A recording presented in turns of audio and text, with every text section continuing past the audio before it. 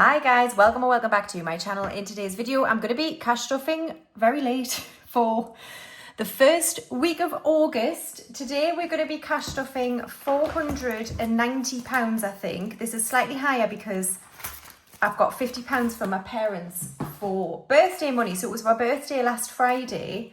And yeah, I'll get into what I did in a minute. But let's count it out. We've got 51, 20, 40, 60, 82, 20, 40, 60, 83, 20, 30, 40, 50, 60, 70, 80, 90, 400, 10, 20, 35, 45, 55, 65, 75, 85 and 90. So 490. So we are a little bit late. And I will chat to you about why. So we're going to leave the cash stuffing for a moment.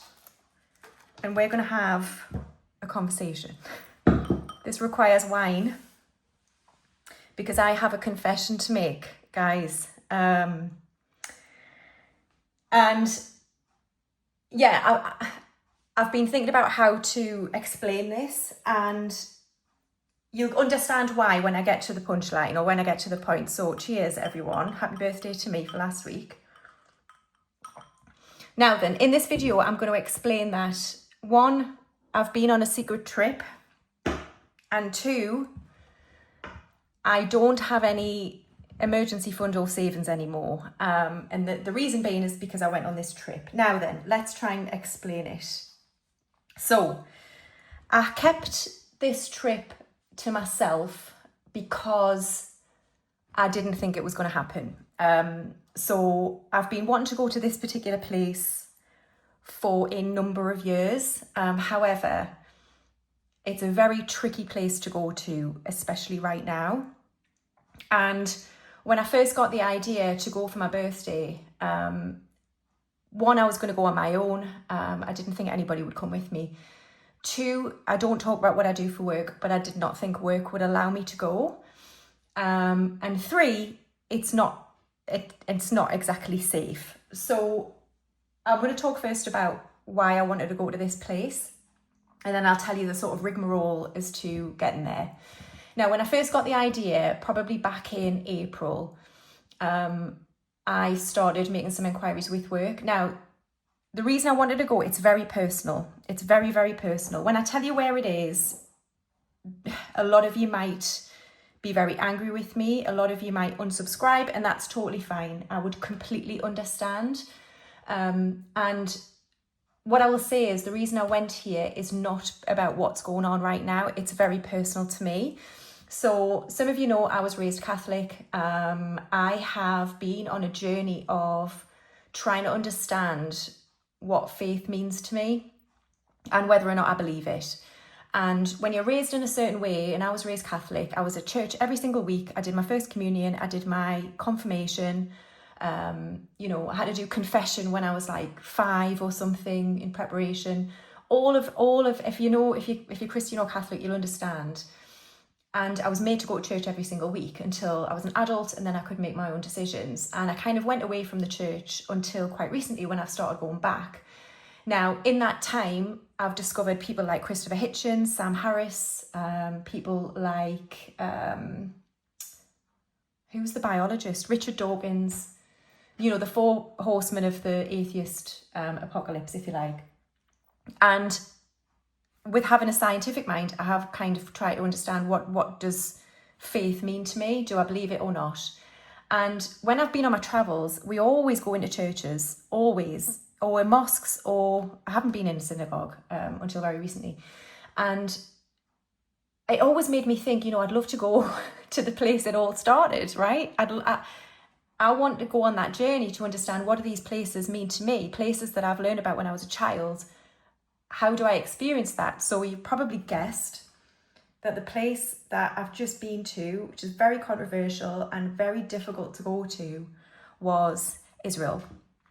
So I was in Israel for a week, and basically it's taken me nearly 4 months to get permission from work to go. So our government has a map, and it basically says the areas that you're allowed to go to and the areas that you're not.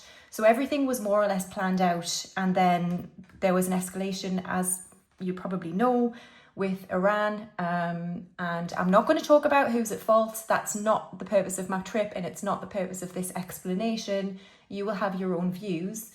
And the government said nobody's allowed to go, so me and my travelling friend, who agreed to come with me, by the way, she's an absolute hero, we thought the whole thing was off. In all of this time, by the way, I did not understand how I was going to pay for this. I just figured I would work it out. It was just... The problem with a country like this is it is pretty much always at conflict, and so it's never easy to go there, but certainly after October the 7th. So just as a bit of an explainer, when we went to Jordan in June 2023, there was an opportunity at the end of that trip to do an Israel extension, but we didn't do it. And then October the 7th happened, and that trip was completely taken off Exodus's options for trips. So I knew I'd have to do it myself. British Airways don't fly there at the minute, so that's all difficult to do. So yeah, very difficult country to go to. And then when the Iran escalation happened, my work basically said, yes, you can go, but you need to follow government advice. So government at that time said no, it was completely red. And then a couple of weeks later, when it de-escalated, it went back to this red, amber, green map, which it is now. If you Google FCDO Israel, it'll come up with a map and it'll show you the red, amber and green zones. So finally got permission, and then I thought, how am I going to pay for it? Now, what I would say about going to somewhere like this is, one, it's very controversial. I've had some people in my close group be more of a raised eyebrow than anything else. My family were very nervous and worried about me. However, what I'll say is I completely prepared for it, in that I picked to just stay in Jerusalem for the whole week. Now, Jerusalem is a very important city, not only to Israeli Jews, but also Israeli Arabs and also to Palestinians who live in the area. And it's also very important to surrounded Middle Eastern countries. So although there are attacks either in Jerusalem or towards Jerusalem, it's way, way lower than if I stayed somewhere like Tel Aviv. So, and because this was more of a faith journey, I felt that Jerusalem would be a better place to stay in. So I chose a hotel which had a bomb shelter, and I downloaded an app which gives you real-time alerts for rocket fire. This all sounds very dramatic, but this is what you have to do if you want to go somewhere like this. And I know a lot of you have already switched off and you think, what a stupid idiot, don't support her anymore. Israel are genocide and all the rest of it. That's if you have that opinion, that's fine. That's not why I went. We also visited Palestinian territories while we were there. So I'll just give a bit of a quick overview as to the trip. So we basically flew into Tel Aviv. We were the only British tourists. We had to fly via Paphos. We were the only British tourists on the flight. When we got to immigration control at Tel Aviv, we were held for nearly 2 hours. We had our passports taken off us and we were asked why we were there. Lots of very, very pokey questions, very, very made to feel very uncomfortable, basically wanted to turn around and go home, but eventually we were released. So we stayed in Jerusalem and we did a number of day tours. We did a tour to Nazareth and Galilee. We did a tour to Masada and the Dead Sea. We did a tour to the Palestinian territories. We went into Bethlehem and we went to Jericho. And then the other tours we did were in Jerusalem. Now, I have done a vlog, which you're welcome to watch when I post it, probably tomorrow evening. And in all the time of prepping, I kind of at the back of my head just thought this isn't going to happen. And what I would say about visiting somewhere like this is I just had this overwhelming sense that it's now or never. So it's been historically difficult. The last 2 years has been very, very difficult in terms of the war that's happening now. But there was a kind of, before the Iran escalation, there was a bit of a lull. And I thought it's now or never. And actually not great for local tourism, and not just in Israel, by the way, but also in Palestine. When we went to Palestine, the Palestinians there were so pleased to see us, because they were like, do you realise nobody is visiting us? Nobody is coming and spending their money here. So we spent most of our tourism money in Palestine. We spent it in Bethlehem and Jericho. And they were so pleased to see us. And the other thing I would say is, because I've gone now, and this is lucky for me, but not for the locals, literally everywhere we went, we were the only tourists. Like, we didn't queue at the Church of the Nativity. We didn't queue at the baptismal site at Galilee. We didn't queue in any church like the Holy Sepulchre in Jerusalem. When we went onto the Temple Mount, we were the only people there. And I can't articulate what that experience means to me. And I completely understand those of you out there who are watching this thinking, one, you don't need to go into this much detail. It's your money. It's your decision where you go in your life. And I get that. But two, you know, to support a country or a state right now that a lot of people believe are doing wrong, I understand how that might make people feel, and I completely get it. Like I say, it is not about the war. It was more a personal experience for me. And I will say that it has brought me closer to it in a way that I will never experience again. If I went to this country in 10 years' time, it won't be the same experience I've just had. We were the only tourists there. So what I decided to do at the end of it, because one, it's a very, very expensive country. We stayed in a more upmarket hotel because of their shelters that they had on every floor. I did the research before I went, because I was scared of that. And we also spent a lot in terms of souvenirs and on trips. And it was because I wanted to give to the local communities, the locals there. I don't want people, even in Israel or Palestine, who are citizens, to be affected by what governments decide, is what I would say. And there are locals in Jerusalem who were so pleased to see us. They were the friendliest people I've met, both from a Israeli Jewish and an Israeli Arab Muslim perspective. Very, very friendly, very forthcoming, very approachable, and delighted that we chose to spend our time there. And so I spent a lot of money on, I guess, souvenirs. I bought a necklace. I got a tattoo, which I won't be showing a picture of because it's in a place that's very difficult to, it's like basically hidden by my bra. It's on the side of my, it's like on the side under my armpit down. It's basically a cross. And in Hebrew is written, "Pray for the peace of Jerusalem," which is a psalm. And I decided to get that just as a memento of, one, my experience there, that it wasn't entirely peaceful, and I'll tell you about that as well. If you want to skip to the cash stuff and go for it, but I'm just kind of on a roll now. One, because it was overly peaceful when we were there. And two, that I wanted to remain peaceful. It is such an important place. The Holy Land is such an important place to billions of people. It needs to be protected. It needs to be accessible for all. And I don't know about you, but I just want peace. I don't want conflict. And I know it's more complicated than that. And I'm speaking from a very lay perspective. But from being there, I think you have to be there to really understand. Obviously, I didn't go anywhere near Gaza or anything like that. That's not allowed. So, yes. So when we were there, the only issue we had was, so I have this app on my phone about rocket fire. So we went to a really cool performance. It's basically a light show in the City of David ancient part. So they've uncovered some ancient ruins in like a big wall that was there from 2,500 years ago.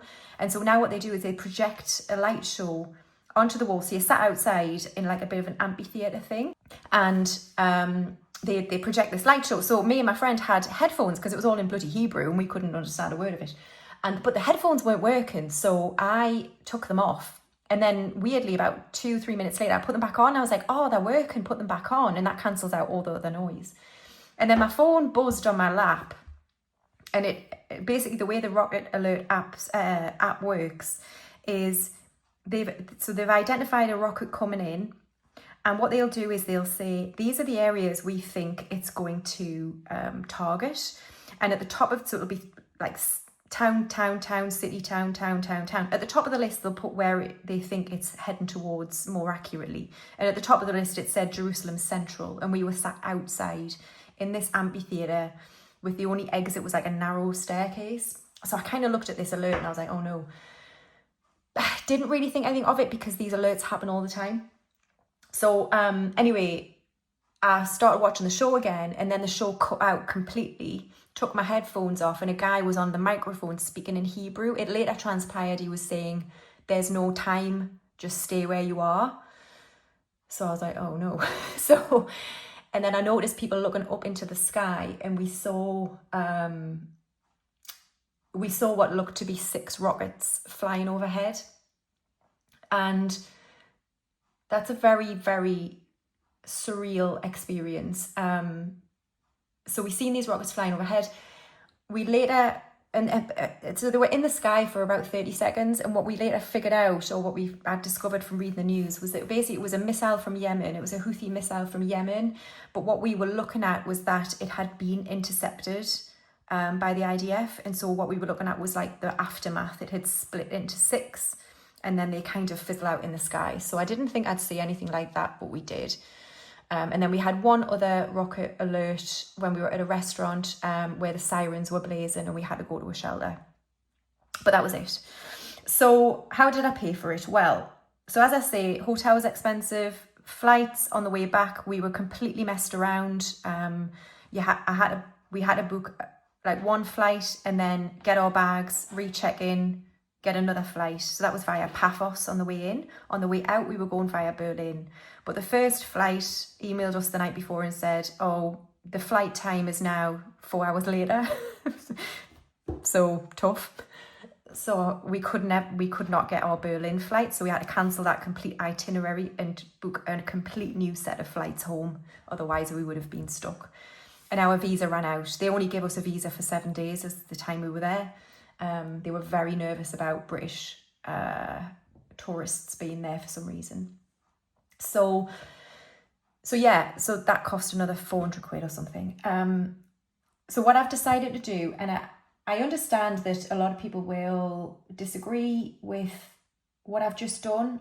I don't regret it. My only regret is that the savings I've built up in my 10k binder and my emergency fund have taken me a long time, and you've been with me on that journey. And so that's what I regret. I regret sort of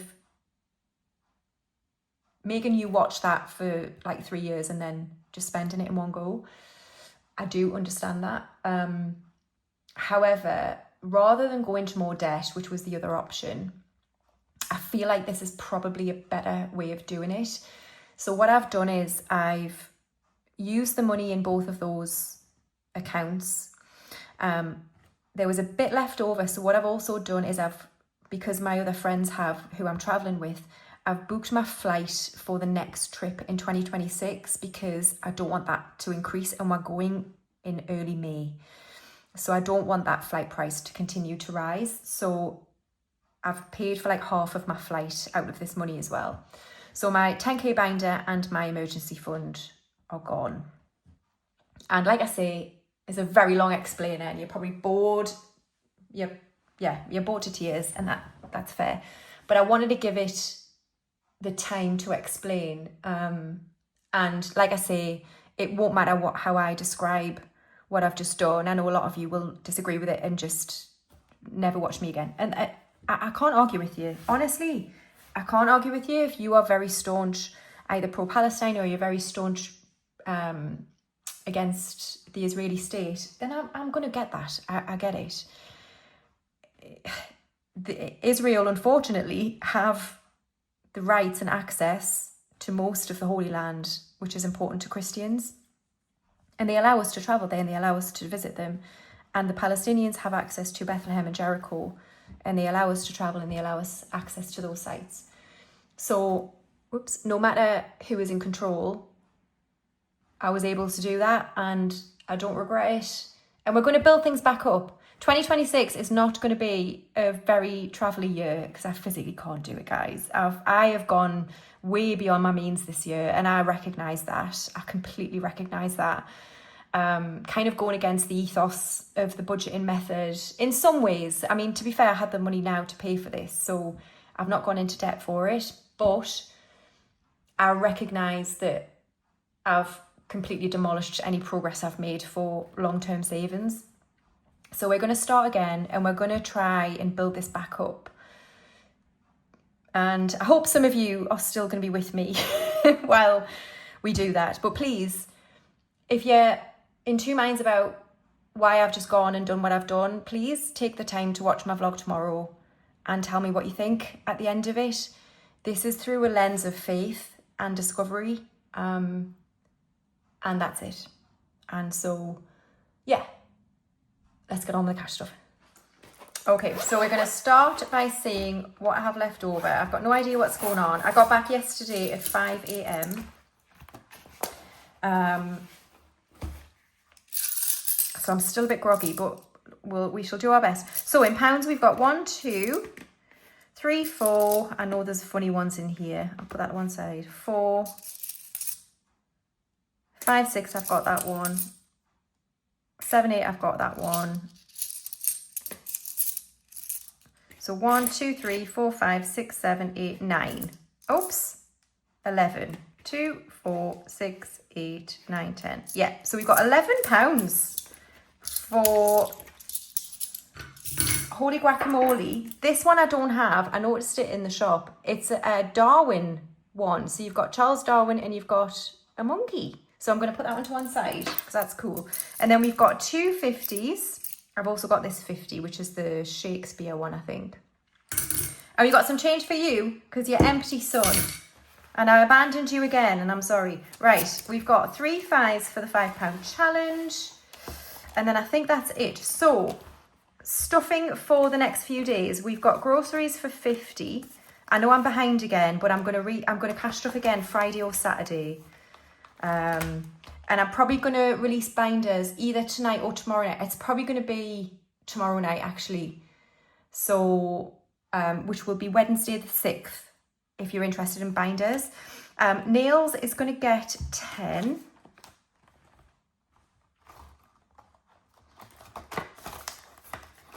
And then fuel is going to get 20.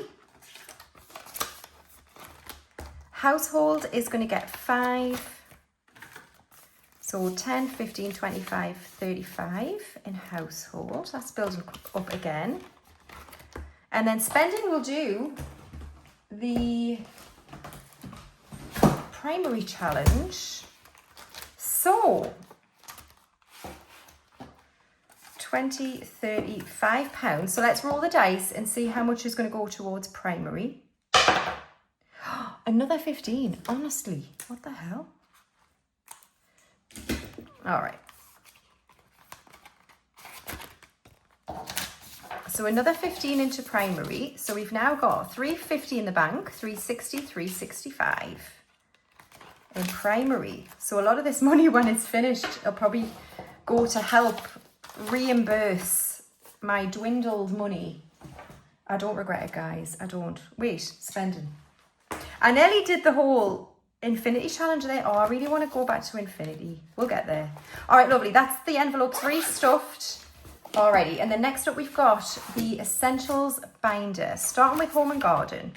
So home is going to get a 15, which is 3 houses on here. So what I think I might do right at the end of this month, when I do my condensing, etc., is I might have a look through all of my envelopes like this home one. I don't need this much money in home. Do you know what I need to do? I need to replace the flipping spotlights in my ensuite. That's what I need to do. And the rest of my house is fine. It just needs a bit of a lick of paint. Like, I don't know why I'm saving so much money. So what I might do at the end of this month is actually just redistribute some money around so that I've got a bit of savings and emergency back. Because we've got money in these binders. We've got some money in these binders. Some of it's earmarked for bills, but others are kind of sitting there, right? So it might be that we do that. So let's add 15 into home. So So in home, we've got 5, 7, 800 in the bank, 8, 20, 30, 8, 35 in home. Okay, and then garden is getting skipped, as is Kingston. Mortgage, oh no, I haven't cleaned this off. I'm so sorry. Mortgage is going to get 10. So I haven't done anything, by the way. All of these are going to be annoying. So we're starting mortgage again with 10. So 10 into mortgage. Lovely. So that is home and garden all done. And then next we're going to go to car, and we're going to go to car tax. And car tax is going to get 5. So let's add 5 into car tax. Like again, I've got 500 in car maintenance. Do I need that? I probably need enough for 2 tyres. So it might be that we redistribute some of that money. I don't know. We're going to have some fun with it. We're going to go through everything and just make sure it's all in the right where it needs to be, basically. So car tax, we've got 100 in the bank and then 5 in car tax. I'm not going to add to down payment today. So that's it for car. And then debt, we're going to be adding 20 into repayment. So that is 2 of these symbols on here.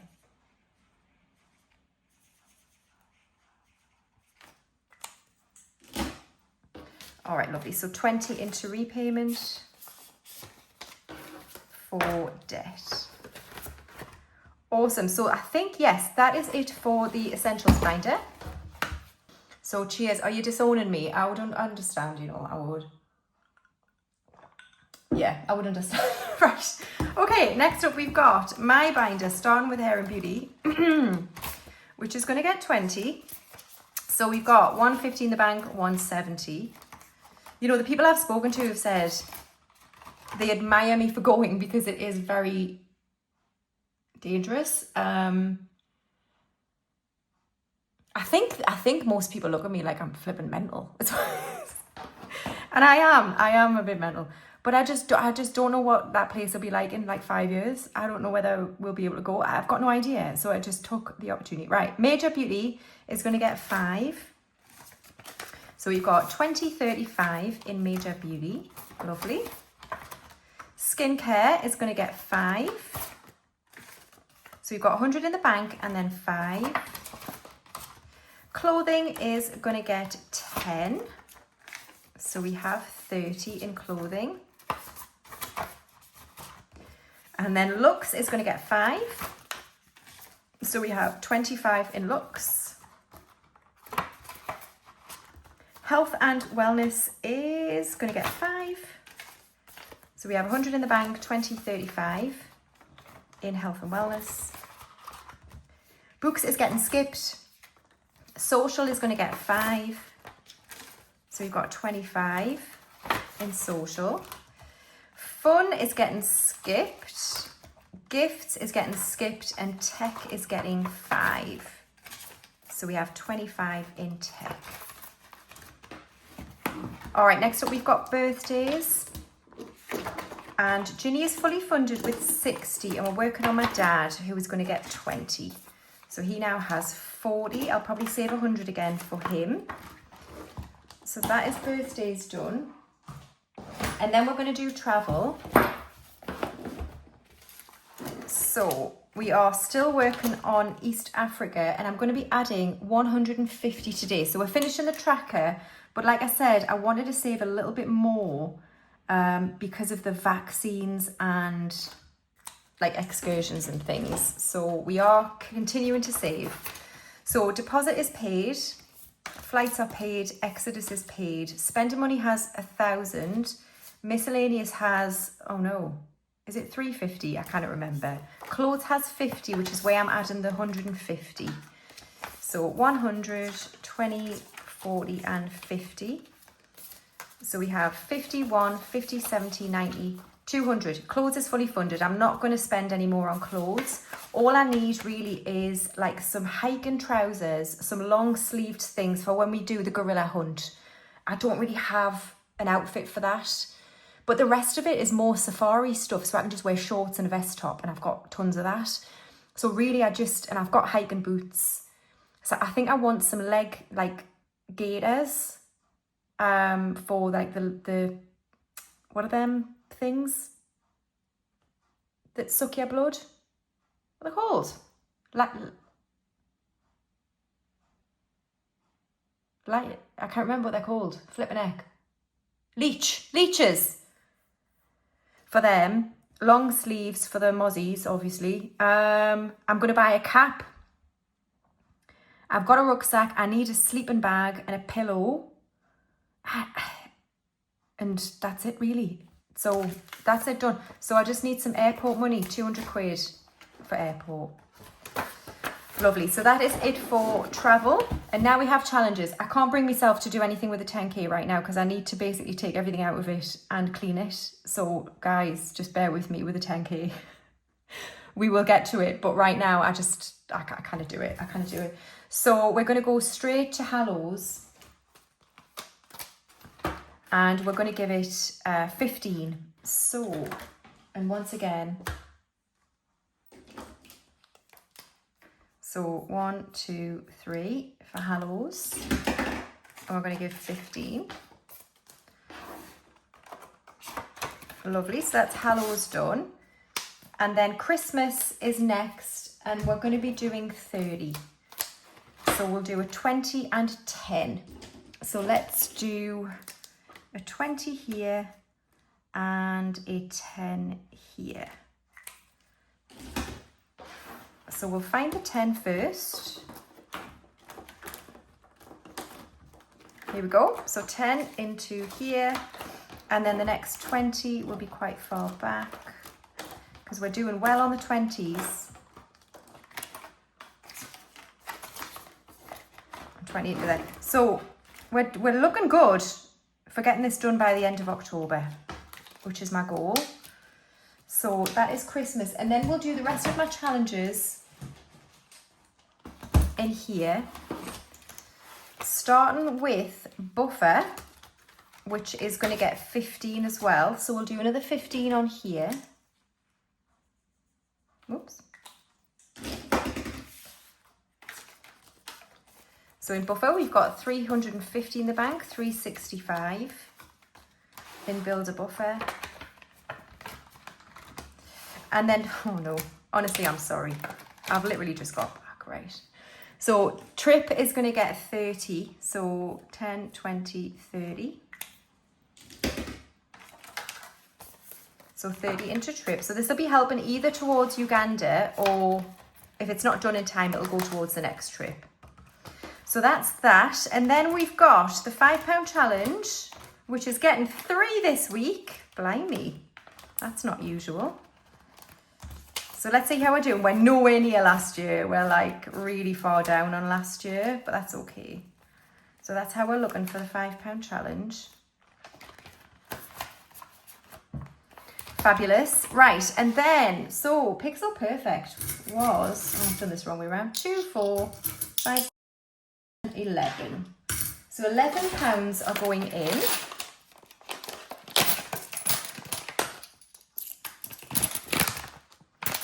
So what can we do? So we've just got 3s, 2s and 1s, haven't we? So 11. So 3, 6, 9 and a 2. So 3 3s and a 2. So these are the 3s.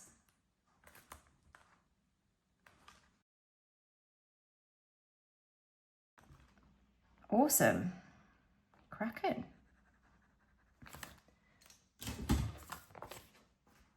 Okay, so that is that. And then we've got the 50p challenge. So we're going to be adding 2 50s into the 50p.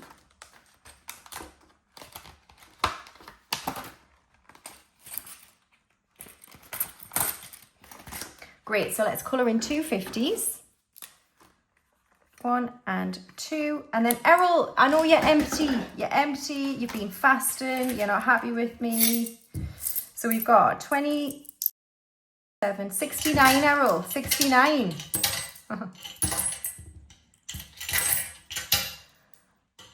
There you go. Does that feel better?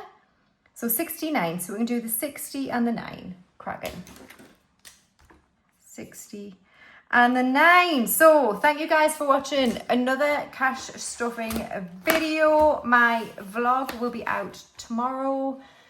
I hope you, at least if you're undecided, take the time to watch it and tell me what you think. I'll be back in a few days' time for number 2 of August, and I'll be restocking my shop. Let's do it tomorrow night, so Wednesday the 6th. So thank you very much for watching, and I'll see you in the next one. Thanks guys, bye.